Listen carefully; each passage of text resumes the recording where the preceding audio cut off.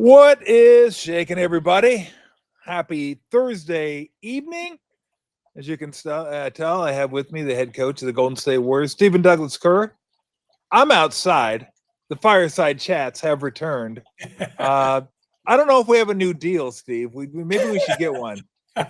we should probably find something. Steve, by the way, has a glass of wine. I have my Mexican hot chocolate milk stout. Wow. So yes, it was one of the last. Yeah, it's like kind of like a stout hot chocolate, but it's got the spices, kind of like a Mexican hot chocolate. And I will tell you, it's one of the last stouts, the last hot chocolate stouts to make it over the border before Trump closed them.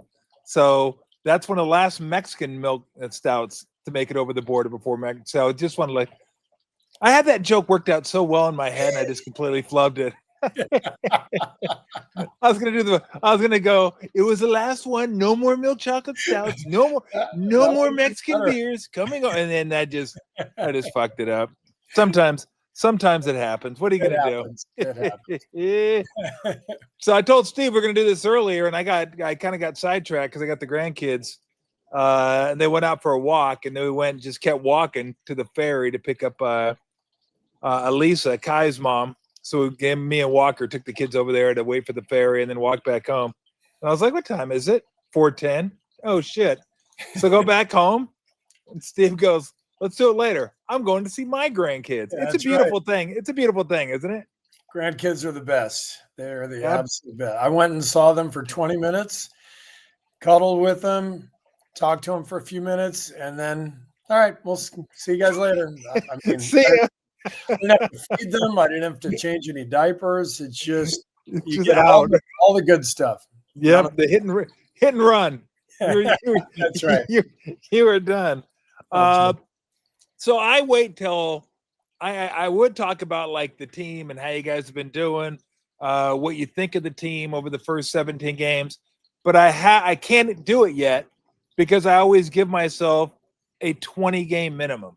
I always say you have to give me 20 games to figure out what a team is. Not 19, not 18, not 14. So it's 17. So I can't do it right now. I'd be breaking my own rule as to where this team is and what it is. I will say the one thing that popped into my head last night, Steve, was hearkening back to your friend and mine, former Warrior assistant Luke Walton, put on the board in 2015. When we don't turn the ball over, we're pretty fucking good. That reminds me a little bit of this team. Yeah, I think he actually you put it in a more delicate way than Luke did. I think Luke's exact phrase was, "When we don't do stupid shit, we're really good." Yeah, which is the same thing. It's the same. Pretty much the same thing. Yeah.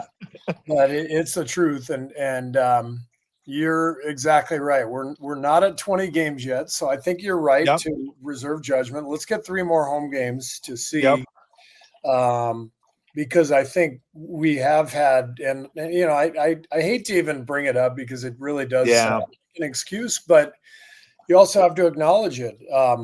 We've had a bunch of games in a very short period of time, 12 road games out of 17.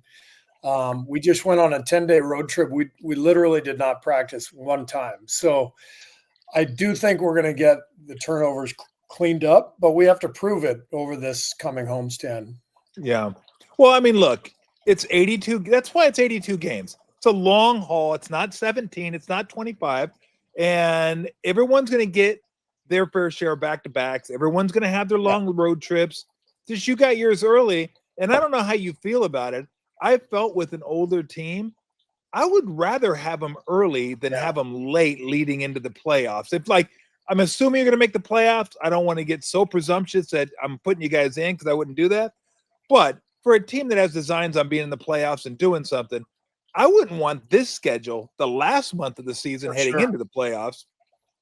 For sure. I totally agree with that. And I'm glad to get it behind us. And you know, frankly, when we looked at the schedule and we saw that all the road games, all the travel, I think we kind of hope that we could be, maybe a little bit better than this, but this is fine. 9-8 is fine where we are right now. I think the two games that really jump out are Milwaukee and Indiana. Like we did not handle those games well, and of the first 17, those are kind of the two that I lament a little bit, but we probably gained one of those back in San Antonio with those two close games that we pulled out, and everything else, it kind of feels like we're about where we are supposed to be. But like I said, now we have to take advantage of the return home, the number of home games, the number of practices. We'll actually get, I think, 3 practices in next week, which will be more than we've had the last couple of weeks combined. So I think we're in a decent spot, but we have to make the improvement that we know is out there for us. Yeah. Give us, before we continue on, give us a little injury update on Melton, Curry, Butler, Draymond, and JK. Yeah, well, Melton is coming along well. He's still, probably at least a few weeks away. He hasn't scrimmaged yet with our team. He spent some time in the G League a week and a half ago, and then he came on the trip with us these last 10 days. So he did a lot of individual work, but he's still a ways away. But we're excited about getting him back. We just don't know the exact date, but he's coming along well. Steph, Jimmy, Draymond, all banged up, wiped out. That's hopefully having a couple of days to recover. We'll have them ready for tomorrow, but that'll be determined tomorrow during the day. And then JK's been day to day, since that San Antonio game that he went out. He's just been with the training staff, and it's literally day to day. So hopefully he'll be back. Could Steph, Jimmy, and Draymond have played last night if it were a cup game? We know each other pretty well. So I don't know. Our viewers and listeners may not have sensed the sarcasm in your voice. However, I did. So you're right. I'm hoping most people that listen know me and probably got that. I'm hoping. Fair. Maybe not. Fair. Who knows? I go, there's 3 levels now. There's playoffs, cup, and regular season. Something like that. Oh, goodness gracious. Let me ask you about, because I wanted to ask you this. I didn't want to forget. And this is a competition committee thing, probably for the off season, but I'm surprised they didn't take care of it this off season. When were they able to start using their off arm as a battering ram and just knocking the shit out of defenders? Because I remember the word very distinctly when we played. It was, you can't dislodge the offensive player when you're the defense. You can't do it. Can't stick your knee underneath them after a couple years in the league. You can't push them. You can't put your arm into them. But you get offensive players all the time now that just completely dislodge defensive players. I mean, hell, I think Spencer, I forget what game it was, maybe San Antonio, he got knocked out of bounds, like, pretty much. I was like, good Lord, like, when did this become a thing, and does it need to stop being a thing? I think it's the last decade that this has been happening, where we're giving the offensive player more leeway to push off and to try to bump the defender off. I think the one you're talking about was Indiana. Nemhart kind of went right through Pat, knocked him back, yes. Yeah, the offensive guys have gotten really smart, and they're trying to gain advantages based on the rules. And defensively, if you're not kind of standing still, you're almost always in what's termed an illegal guarding position. And so if you're kind of moving, you're sliding, and the offensive guy runs into you, it's usually a defensive foul. And so it's different. And I think the offensive players are so smart in the league today that they're trying to do everything they can to kind of manipulate the rules, and they're doing a good job of it. No, I mean, I get it, and I would do it. Like, you'd be dumb not to do it, right?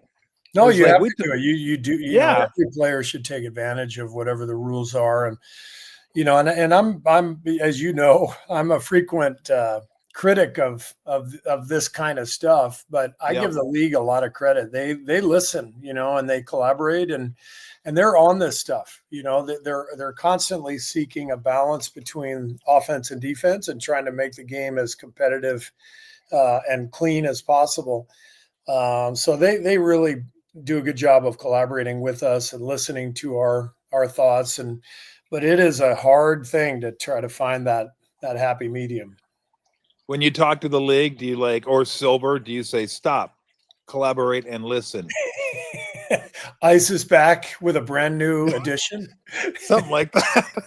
I don't know what it is, but it's not good. It's not good. I know. Did I get that right? I'm not even sure. No, I don't think so, but I don't know enough to correct where you were wrong. I think the addition part may have been wrong. Maybe it's edition with a brand new edition. Edition like new edition, E edition. Yeah. I don't think it's a edition as in adding, but I'm not positive. I know I'm close. I just you are close. I'm just happy for. I think it's invention. Ice is back with a brand new invention. I think that's what it is. I think it's stop, collaborate, and listen. Ice is back with a brand new invention, and then I think. We could be fucking this thing up all sideways. I mean, all three are. Addition, and invention all could be wrong. They could be wildly wrong. Maybe it's ignition, Tom. Who knows?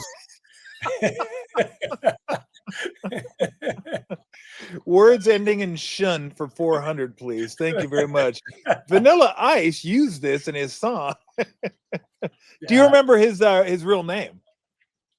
No idea. Marshall something? No, that's Eminem. Yeah, that's Eminem. Yeah, that's Marshall Mathers. Wasn't it like Van Winkle?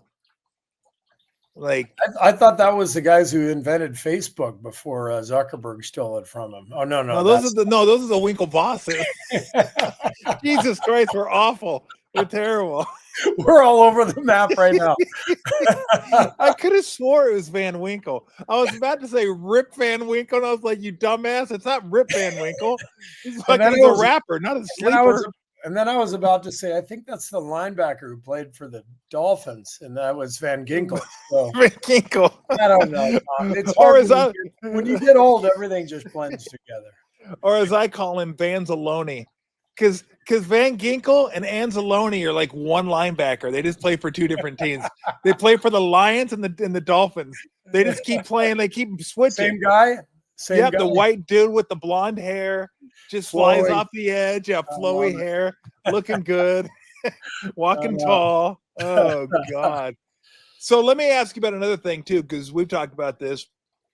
And this was the Harden thing back in the day where it's you're gaming the game when you're just taking your arms, throwing them up underneath the armpit, getting to the free throw line 13, 14 times a game. Again, this is for the league, not blaming him at all.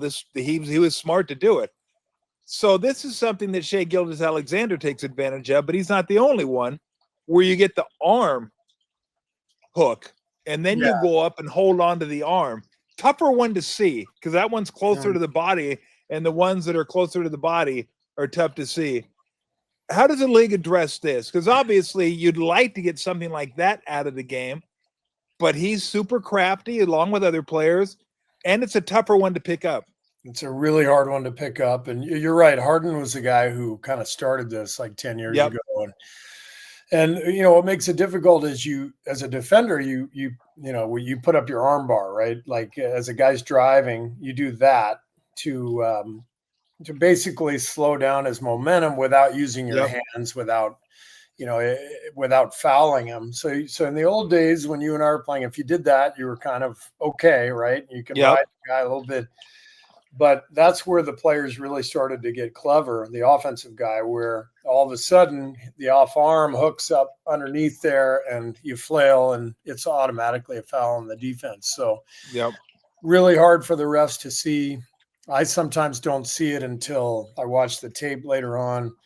But I think the drawing of fouls, the foul chasing is something that has really become more prominent in the last decade or so than Yeah. previous eras. I don't know. Did you feel like that's what guys did back in our day, or not as much? No, because it's all about fucking analytics now. I mean, that's part of analytics, going to the free throw line, getting layups, and shooting threes. So if that's good, like when I used to look at the box score, you would look at somebody's points and look at his shooting percentage, and they'll go, wow, it took him this many shots to get that many points. But you never really added in free throws. Like you never really thought about points in terms of efficiency back when we were playing. Now, that's the first thing I look at. I don't care what a guy shot, what percentage he shot. Like Russell Westbrook was great at this. He'd shoot 40% from the field, but he'd get 28 points on 19 shots. So that's great efficiency. Mm-hmm. So how do you do that? You hit threes, which Harden did, Westbrook didn't, and you get to the free throw line. So if you're Harden, you can shoot 38% from the field, 36 from three. If you get up enough threes, shoot 13 free throws a game, all of a sudden your shooting percentage sucks, but your efficiency skyrockets. So I think it's the world of efficiency where free throw mongering kind of blossomed, and people realize the more you get to the free throw line, the higher your efficiency is. The team likes that, and you get paid for that. So I think that's where it started. Wow, analytics, Tolbert. I didn't. I think you're right, though. I think it is. Everybody teaches efficiency these days. Where do you want your shots to come from? Well, the fewer and fewer mid-range shots. But then, like the sacrifice bunt, the mid-range shot comes back during the playoffs. Yes, it does. It is interesting, but we've all gotten a lot smarter in terms of what's a good shot, what's a bad shot, and the free throw is what every team is searching for because it's such a high points per shot. I mean, the average shooter now in the NBA shoots like a free throw shooter shoots, I think, about 78% or something. So. It's the shot everybody wants, the layup, the three, the corner three, and the free throw. So I think you're probably right. It probably factors into that.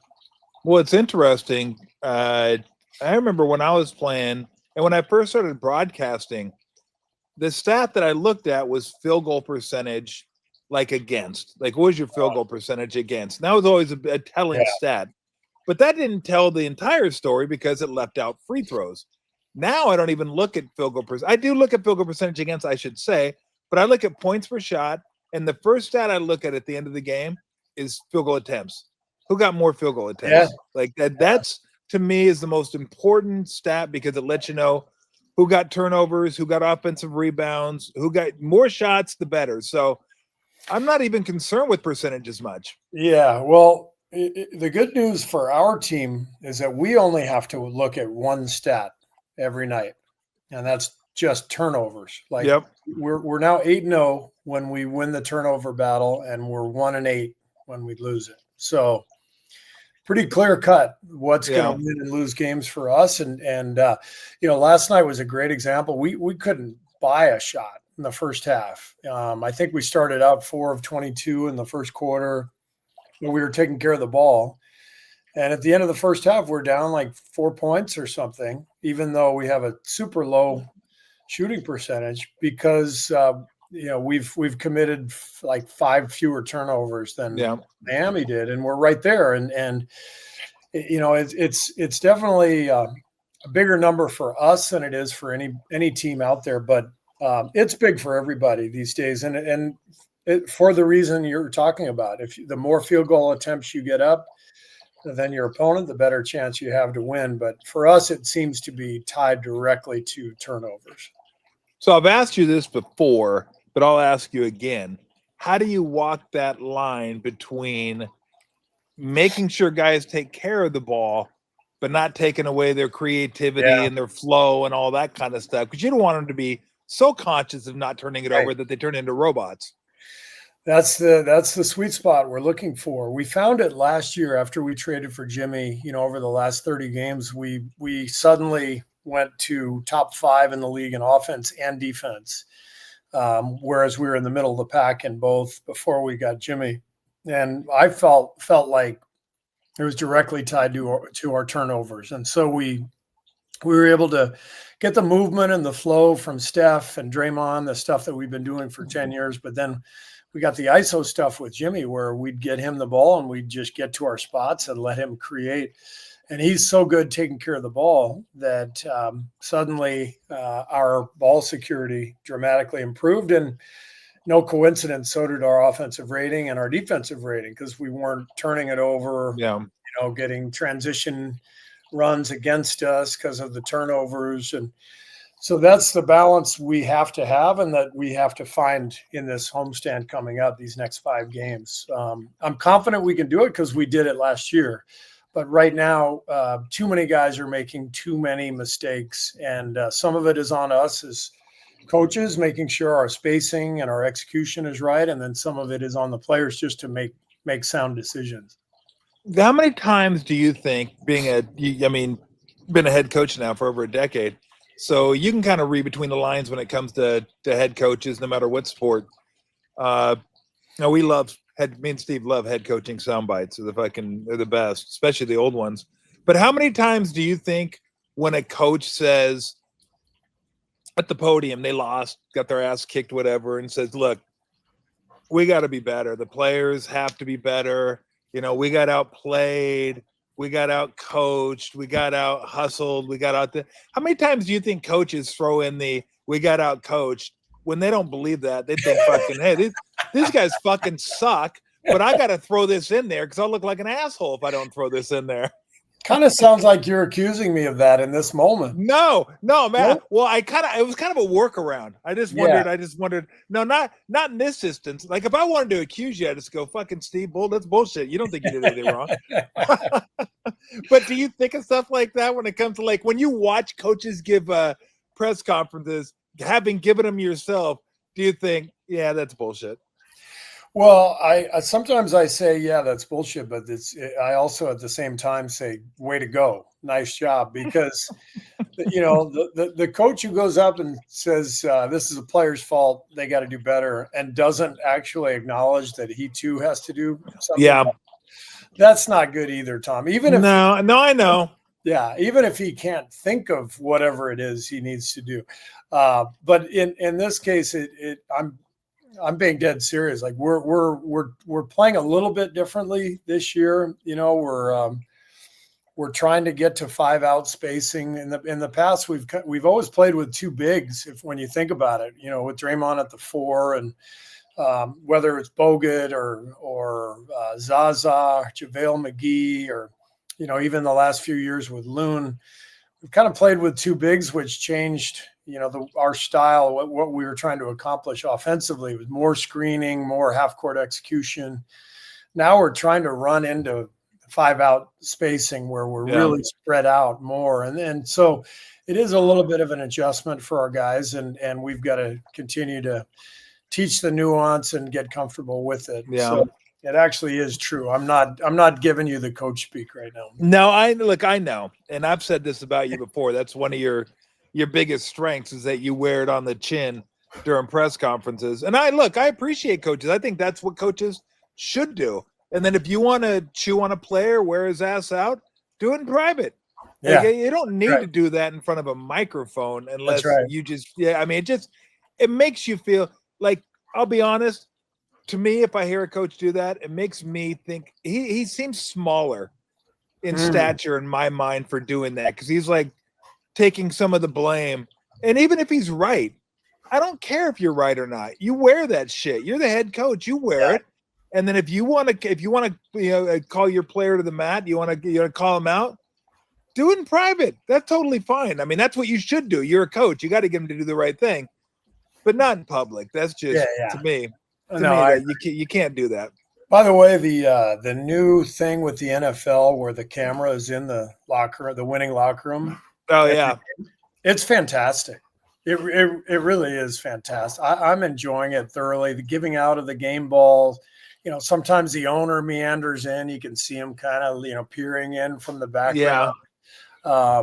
But the coaches are, they're under some pressure now. They got to perform for the cameras in the post game locker room. I'm not sure I would like that. Yeah.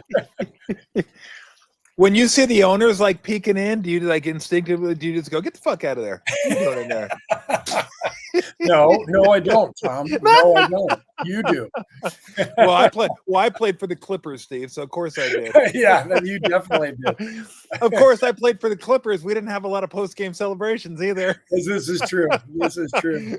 We had champagne in our room, but it was more for our sorrows rather than celebrating. To be fair, I mean, you had something to celebrate 20 times a year, so we did.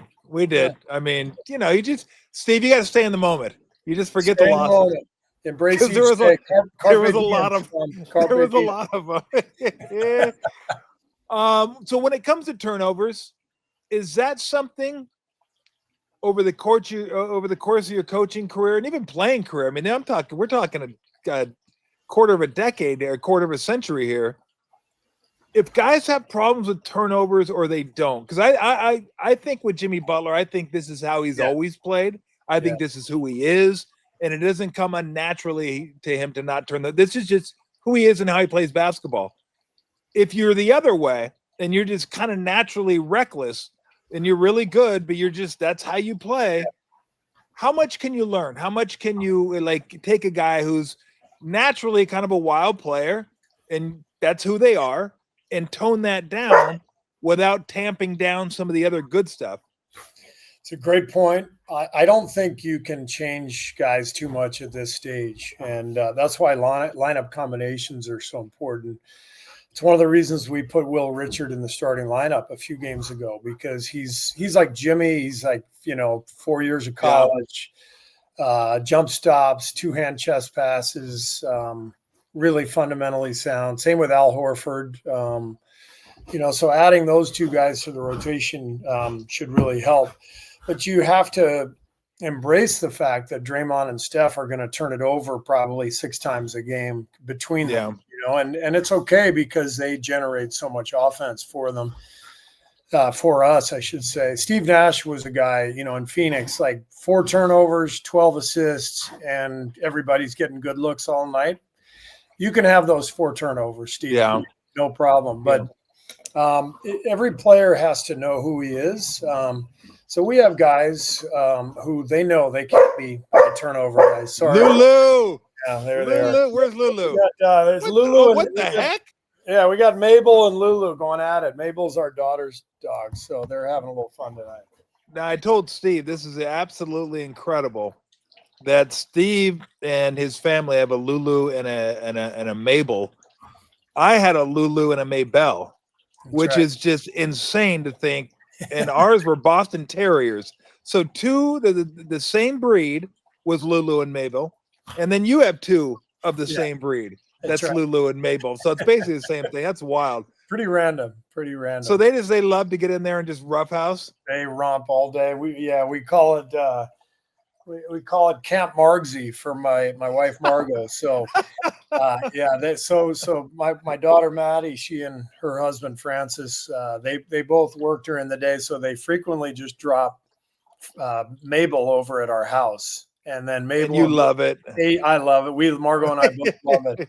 But we call it Camp Margsy because treats all day long, and and nothing but roughhousing with Mabel and Lulu. And in fact, by the end of the day, when Maddie and Francis come and pick Mabel up, Mabel doesn't want to leave. She loves Camp Margsy so much. Did she love Camp Margsy?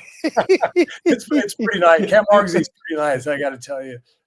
Now, how's Nick's dog doing? Little Frenchie, Nellie. Yeah, Nellie's Nellie. Good. Yeah, Nellie, because Nellie used to play with Lulu all the time, right? Nellie and Lulu are good pals, and they're frequently together. And now all 3 dogs are often together because Nick and Maddie live right next door to each other and about a mile from us. Great. So we're lucky. We're so lucky God. to have them nearby, and all 3 dogs, and it's blissful. It really is.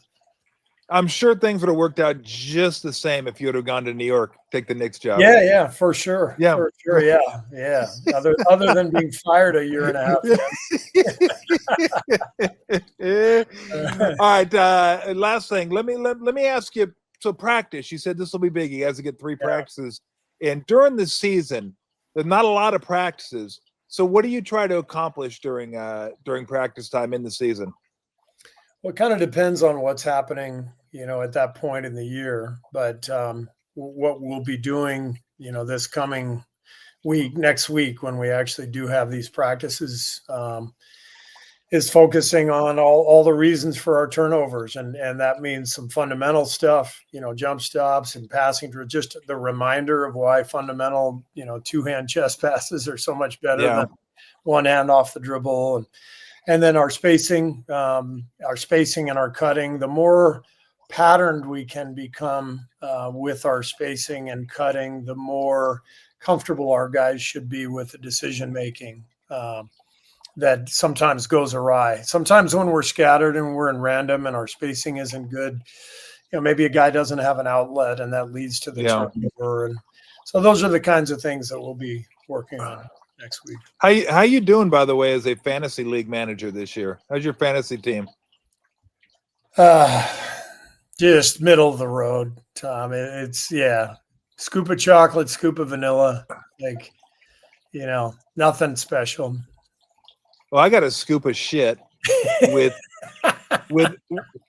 extra shit on that, and then a cherry shit. Wow, fucking this a piece of huh? I'm 1-9. Ooh, that's bad. Yeah, ooh. If you were on my team and you play for a team in New York, you got hurt. Yeah. I had Malik Neighbors, hurt. I had Scattaboo, hurt. Garrett Wilson, hurt. Jackson Dart, concussion. Like everybody, I'm like, these guys that I keep picking up in New York, I keep getting them hurt. So it sucks. Yeah. We got 4 weeks left and I'm out. I'm done. You're already done. I can't even, and people are like, hey, you want to trade? I'm like, no, that's not fair. I can't trade with anybody. That's just, what do I trade you for? Like, I got nothing. My season sucks. So at least the only thing, although Weston told me last night, we didn't agree on one of those stupid, if you finish last, you have to do something crazy, do you? And he goes, yeah, we did. I'm like, no, wait. No, we didn't.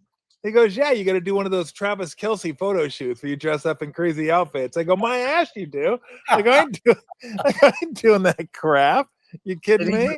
Did he make that up, or was that a real thing? I'm hoping he made it up.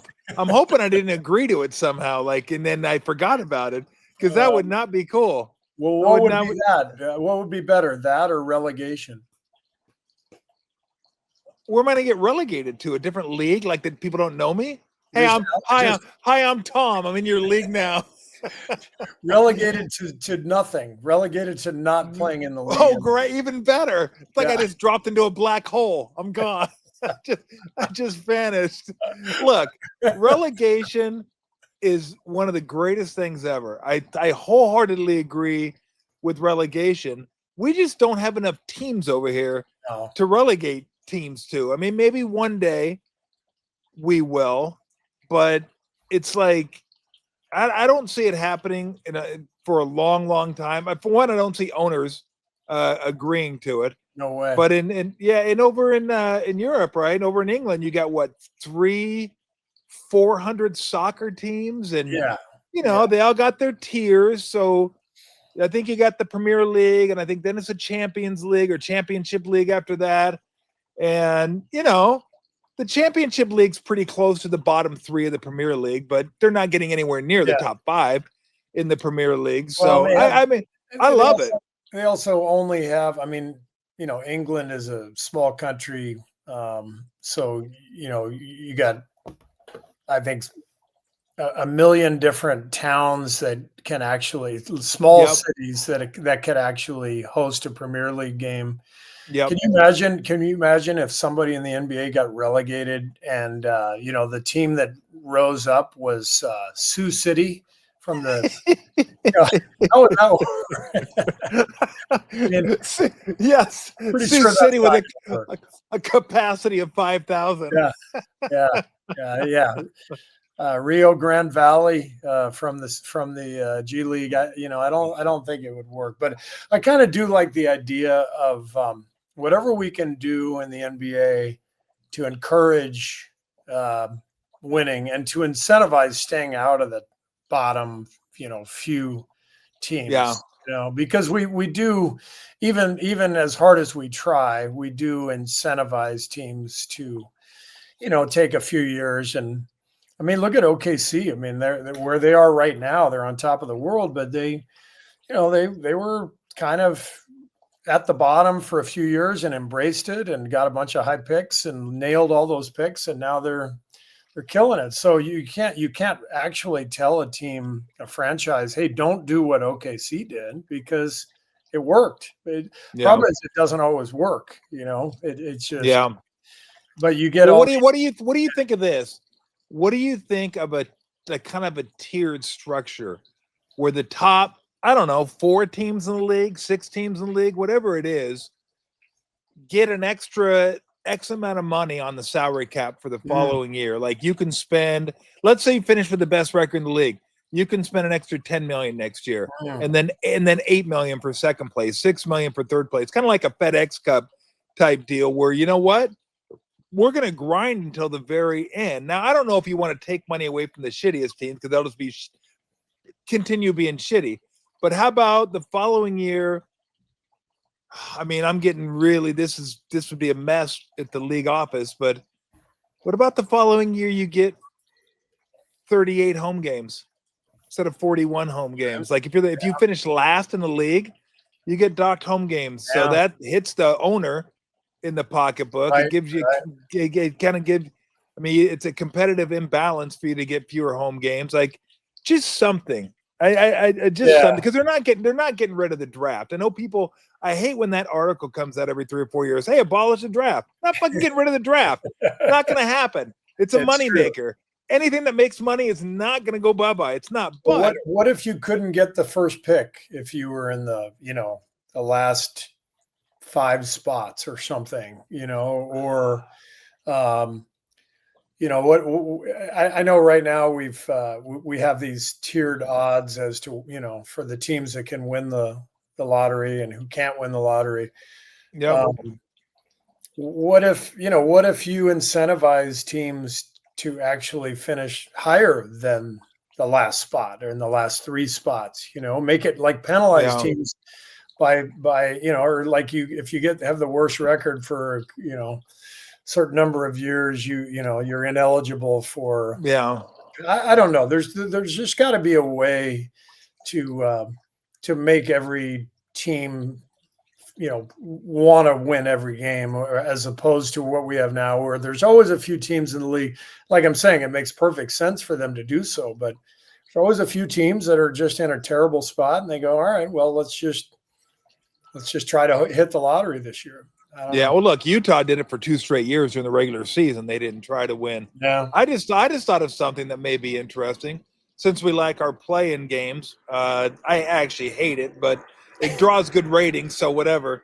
What about, and this would be kind of like the relegation at the end of the year, where those games are almost as interesting as the games that try to get to the Champions League. Like, oh God, this is to stay. They got to win this to stay in the league. Like, now that's pressure. That's pressure. What if we take the bottom 4 teams and we do like like 32 against 29 and 31 versus 30, and the winner of that little mini tournament wins the lottery and they get first pick, and then so on and so forth. So if you lose 2 games, you're going to get the 4th pick, and if you make it to the finals and lose, you'll get the 2nd pick. So it'll be entertaining. Teams will be trying their ass off to get the first pick. And I think that might be something that might work. What about the team that finishes with the 5th worst record? Aren't they tanking to get into the bottom 4 to be in the tournament? Well, goddamn, I can't cover everything.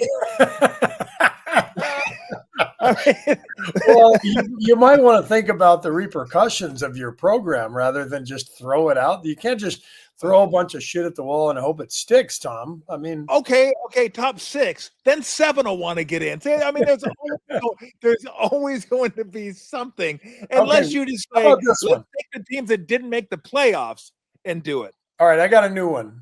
I got a new one for you. If you make the playoffs, there's 30 teams. There's 30 teams. If you make the playoffs, there's tremendous financial incentive from the league to make the playoffs. Okay. So even if you get to the first round and you lose, you make a bunch of money from the league, and so that every owner is going to tell their coach and their GM, we got to be in the playoffs. Okay. The 14 teams that don't make the playoffs all have the exact odds of. It's just a complete random lottery, 1 through 14. Doesn't matter how many games you win, how many games you lose. You don't get the financial incentive to get to the playoffs. But if you don't make it, you got just as good of a chance to get the first pick, whether you have the 14th best record or the best record amongst those teams. Something like that. I don't know. I could go with that. Yeah, I like that. I like that. Right. And I'm glad you straightened me out, because I said 32. I was in NFL mode. 32 teams. NFL. I didn't want to call you out. I just felt like there's no. I like how you did it though, but you did it subtly. There's 30. You go there. So there's 30. There's 30 teams in the NBA. You kind of said it and moved on, but you knew I'd pick up on it, which I'd say I did pick up on it. You didn't go, Tom. There's fucking 30, not 32. No, Jack. But that's what I was saying inside. Yeah. Fuck you. All right, it's time for dinner, Tom. I'm out of here. It's time for dinner. Oh, and bear down, by the way. Bear down. That was a hell of a win. That was bear down nice. Last night. What do we have for dinner tonight? Margot's making something that smells excellent, so I'm not sure yet. I got to go downstairs and find out. Go downstairs. Tell everybody I said hi.